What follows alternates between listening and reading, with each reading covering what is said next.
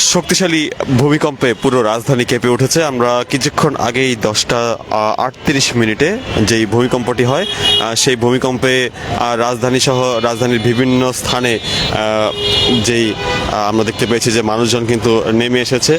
আমরা ঠিক রয়েছি সনি স্কয়ার, এখানেও কিন্তু কিছুক্ষণ আগেও মানুষ কিন্তু আতঙ্কিত হয়ে বের হয়ে এসেছিল এবং পরবর্তীতে তারা এখানে কিছুক্ষণ ছিল।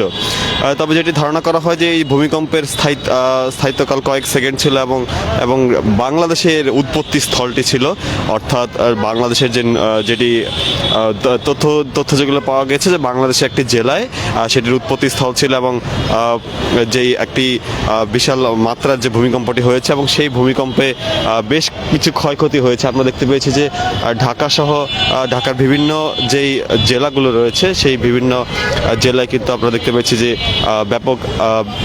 ব্যাপকভাবে কিন্তু ক্ষয়ক্ষতির তথ্য আমরা পেয়েছি। আমরা যখন কিছুক্ষণ আগে এখানে ছিলাম আমরা দেখতে পেয়েছিলাম যে এখানে ভূমিকম্পে কিন্তু প্রায় এখানকার রাস্তার যে গাছপালাগুলো সেগুলো কিন্তু নড়াচড়া করছিল এবং মানুষজন আতঙ্কিত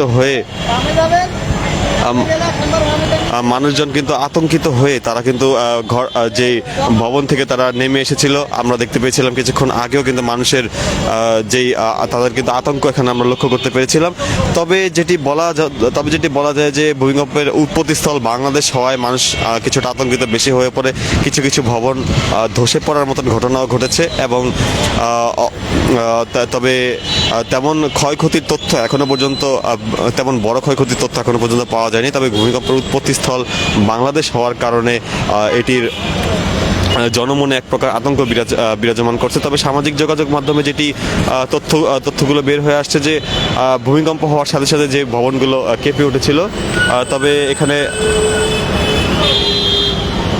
এখানে বেশ কিছু তথ্য নতুন করে আপনাদেরকে যুক্ত করে রাখা ভালো। যেটি হচ্ছে 10:10:30 দিকে যেই ভূমিকম্পটি শুরু হয় সেই ভূমিকম্পটির উৎপত্তিস্থল হচ্ছে গিয়ে নরসিংদীর যে ঘোড়াশাল থেকে 7 কিলোমিটার দূরে সেটি উৎপত্তিস্থল, অর্থাৎ মাটির গভীরতা খুব কম ছিল।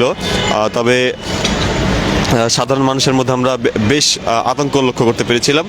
অনেকে রিক্সা চলাচল করছিল এবং রিক্সা চলাচলরত অবস্থায় তারা কিন্তু রিক্সা থেকে নেমে যায় এবং অনেকে গাড়ি থেকে নেমে যায়। এবং যেই মিরপুর, আমরা যেই স্থানটিতে রয়েছে মিরপুর, সেখানে বেশ কয়েকটি অফিস সংলগ্ন এলাকা রয়েছে। সেই অফিস সংলগ্ন এলাকাগুলোতে মানুষ কিন্তু অফিস থেকে বের হয়ে এসেছে।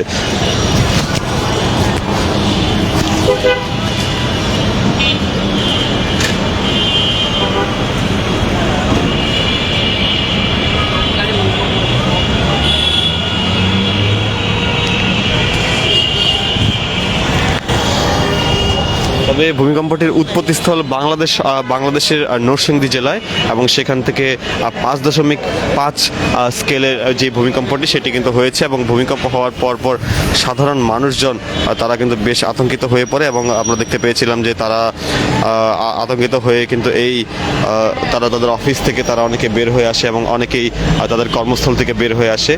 বিশেষ করে তারা যে আবাসিক যে বাড়িগুলো রয়েছে সেই আবাসিক বাড়িগুলো থেকে আমরা দেখতে পেয়েছিলাম যে মানুষদেরকে বের হয়ে আসতে। তবে সব কিছু মিলিয়ে যে সকালবেলা যে ভূমিকম্পটি হয়েছিল সেটির স্থায়িত্বকাল কয়েক সেকেন্ড ছিল এবং কয়েক সেকেন্ড এটি বেশ শক্তিশালী একটি ভূমিকম্প বলা চলে। আমরা লক্ষ্য করতে পেরেছিলাম যে এই ভূমিকম্প ছোট ভূমিকম্প কিন্তু এই ধরনের জনমনে এক প্রকার আতঙ্ক সৃষ্টি করে এবং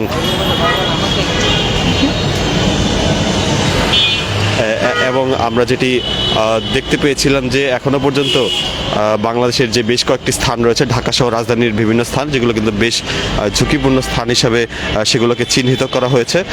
সেই ঝুঁকিপূর্ণ স্থানগুলোতে ভূমিকম্প হলে বিশেষ করে বাংলাদেশের ঢাকার যে পুরান ঢাকা রয়েছে সেই সমস্ত স্থানগুলো কিন্তু ভূমিকম্পের জন্য বেশ ঝুঁকিপূর্ণ এবং সেই সমস্ত ঝুঁকিপূর্ণ স্থানগুলোতে যে এই ধরনের এখনো পর্যন্ত কোনো ক্ষয়ক্ষতির তথ্য আমরা এখনো পাইনি কিংবা কোনো কোনো গণমাধ্যমে এখনো পর্যন্ত প্রকাশও হয়নি।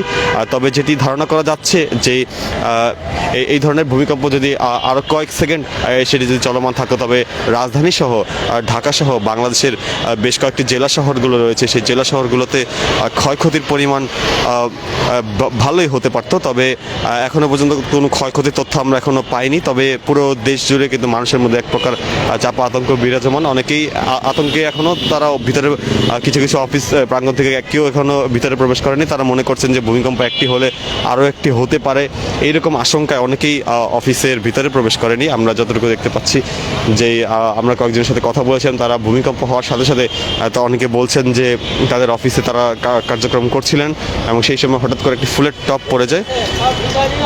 ফুলের টপ পড়ে যাওয়ার কারণে তারা আতঙ্কিত হয়ে পড়েন এবং দেখেন যে টানা কয়েক সেকেন্ড বেশ ঝাঁকুনির কারণে তারা আতঙ্কিত হয়ে পরবর্তীতে সেখান থেকে তারা নেমে আসেন। দর্শক, ইত্তেফাক লাইভের মাধ্যমে আপনাদেরকে দেখানোর চেষ্টা করছিলাম। তবে ভূমিকম্প পরবর্তী যেই করণীয়গুলো যদি আপনাদেরকে একটু জানিয়ে রাখি, যে ভূমিকম্প হওয়ার পর সাথে সাথে আমাদেরকে যেই ধরনের নির্দেশনা সরকারিভাবে রাখা আছে, যেই সচেতনতামূলক নির্দেশনা, সেগুলোর মধ্যে ভূমিকম্পের পর লিফট কিংবা যে বৈদ্যুতিক খুঁটিগুলো রয়েছে সেগুলো থেকে কিছুটা দূরে থাকার সচেতনতামূলক নির্দেশনা কিন্তু দেওয়া হয়েছে এবং সেগুলোর মাধ্যমে এবং এছাড়াও যেই ঝুঁকিপূর্ণ ভবনগুলো রয়েছে সেই ঝুঁকিপূর্ণ ভবনগুলো থেকে দূরে থাকার কথা কিন্তু বলা হয়েছে। যতটা সম্ভব খোলা মাঠে যাওয়ার কথা সরকারিভাবে একটি সচেতনতামূলক নির্দেশনা দেওয়া রয়েছে। মিরপুর স্থান থেকে আপনাদেরকে লাইভের মাধ্যমে দেখানোর চেষ্টা করেছিলাম। কিছুক্ষণ আগেও কিন্তু এখানে মানুষের উপস্থিতি ছিল, তবে তারা চলে গেছে এবং কিছু মানুষ এখনও তারা উপস্থিত রয়েছে। এবং আমরা কিছু কিছু জায়গা থেকে তথ্য পেয়েছি যে সেই সব স্থানগুলোতে ভূমিকম্পের পর বিল্ডিং কিছুটা ক্ষয়প্রাপ্ত হওয়ার তথ্য আমরা পেয়েছি এবং কিছু কিছু স্থানে আমরা পেয়েছি যে বিভিন্ন অফিস প্রাঙ্গণে ক্ষয়ক্ষতি হয়েছে কিংবা অফিসের যেই তথ্য সামগ্রী রয়েছে সেগুলো খুলে পড়ার মতো তথ্য আমরা পেয়েছি। দর্শক, ইত্তেফাক লাইভের মাধ্যমে ছিলাম, দেখানোর চেষ্টা করছিলাম সার্বিক চিত্র। তবে আমরা যতটুকু দেখতে পাচ্ছি যে মানুষের মধ্যে এখনও চাপ আতঙ্ক রয়েছে। তারা অনেকেই মনে করছেন যে একবার ছোট একটি ভূমিকম্প হলে সেটির পুনরাবৃত্তি হতে পারে, সেই আশঙ্কায় অনেকেই নিচে আছেন। বিশেষ করে যে চায়ের টং দোকানগুলো রয়েছে সেখানে মানুষের উপস্থিতি ব্যাপক, সেখানে মানুষ কিছুটা চাপ আতঙ্ক নিয়ে তারাও কিন্তু সেখানে উপস্থিত রয়েছেন।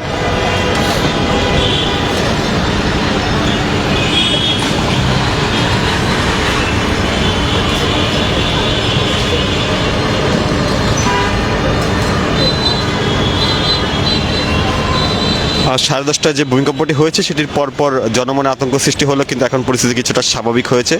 দেশ জুড়ে বিভিন্ন স্থান আমরা লক্ষ্য করতে পেরেছি। তবে বিশেষ করে চায়ের যে টং দোকানগুলো রয়েছে সেই চায়ের টং দোকানগুলোতে আমরা দেখে আসছি এখনও কিন্তু মানুষ রয়েছে, সেখানে এখনও ভূমিকম্প নিয়ে আলাপ আলোচনা করছে। সামাজিক যোগাযোগ মাধ্যমেও মানুষ অনেক আতঙ্ক প্রকাশ করছেন, সেখানে তারা বলছেন যে এই ভূমিকম্পটি বেশ শক্তিশালী ছিল আগের তুলনায় এবং এই ধরনের ভূমিকম্পে তারা কিছুটা আতঙ্কগ্রস্ত হয়েছেন।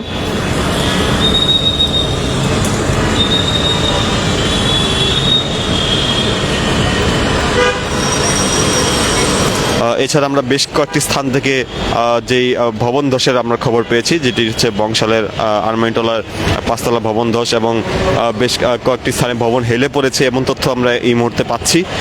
নরসিংদীর যে ঘোড়াশাল থেকে 7 কিলোমিটার দূরে সেটির উৎপত্তিস্থল অর্থাৎ ঢাকার খুব কাছে, যেটি কিন্তু বলা হয় যে বাংলাদেশের রাজধানী ঢাকা কিন্তু ইতিমধ্যেই একটি ভূমিকম্প প্রবণ স্থান, অর্থাৎ বড় কোনো ভূমিকম্প হলে রাজধানীর সবচেয়ে বেশি ক্ষতি হবে এবং এই রাজধানীর যে ক্ষয়ক্ষতির পরিমাণটা কিছুটা বৃদ্ধি পাবে। অর্থাৎ আমরা সংবাদকর্মী হিসাবে যখন আমাদের দায়িত্ব পালন করছিলাম সেই সময়টা আমরা টের পেয়েছিলাম যে আসলে কতটা শক্তিশালী একটি ভূমিকম্প ছিল।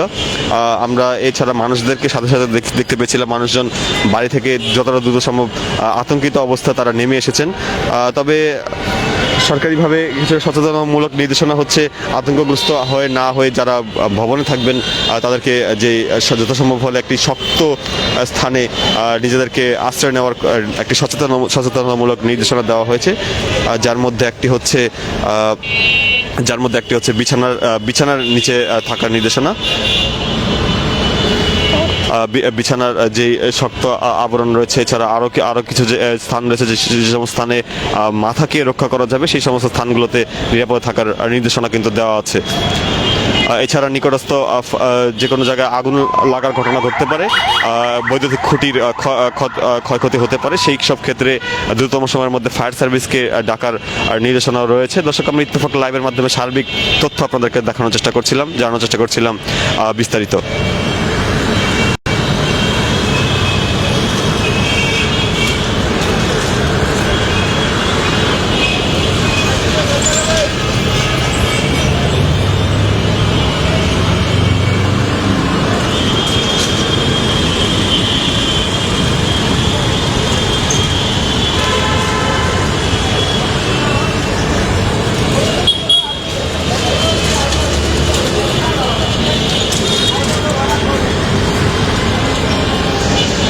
আজ 10:30টায় যে ভূমিকম্পটি হয়েছে, ইতিমধ্যেই দেশের বিভিন্ন স্থান থেকে ভবন ধসে পড়া এবং ভবন হেলে যাওয়ার মতন ঘটনা ঘটেছে। তবে কিছুটা শক্তিশালী ছিল, বাংলাদেশের ইতিহাসে বেশ কয়েকটি শক্তিশালী ভূমিকম্প হয়েছে।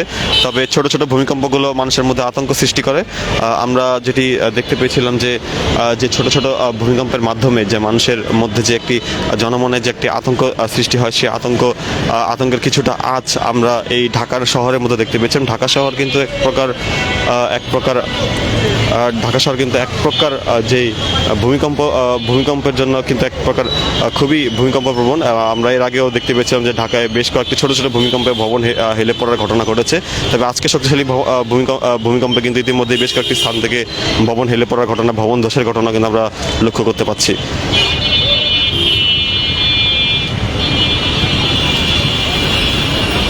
সরকারিভাবে যদিও এখনো পর্যন্ত কোনো তথ্য প্রকাশ করা হয়নি, তবে বেশ কয়েকটি মাধ্যমে ভবন ধসের ঘটনা আমরা দেখতে পাচ্ছি। তবে মানুষের মধ্যে চাপ আতঙ্ক আমরা এখনো লক্ষ্য করতে পারছি। তারা বিভিন্ন স্থানে তারা নিচে এসেছেন, বিশেষ করে যে চায়ের দোকানগুলো রয়েছে, সেই চায়ের দোকানগুলোতে কিন্তু মানুষ এখন আতঙ্কগ্রস্ত হয়ে অবস্থান গ্রহণ করছেন।